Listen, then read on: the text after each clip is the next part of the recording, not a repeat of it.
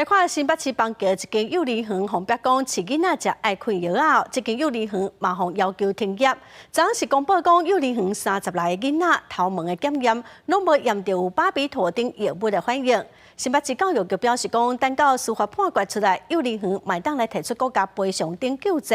新北市长郝友谊嘛将对伫代志当发生的时，有美老师来回释咧。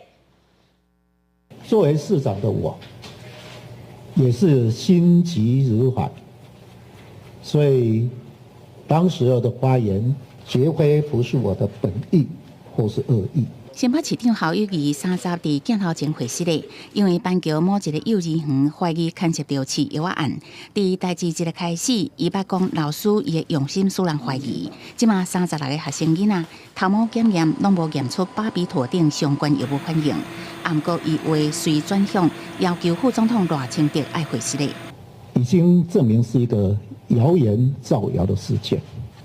赖主席，你欠社会一个道歉。这件事情还在司法调查的程序当中，我们完全尊重司法调查的这一个结果。在行政院呢，已经成立了跨部会的这一个小组希望来厘清呢这个检验的标准。专案会袂线，甚至引起政治的竞争。那赢到议员向检方告发赖清德等人涉嫌散布假消息，违反总统、副总统选举罢免法等等。北检回应已经受理，会伫最近分案办理。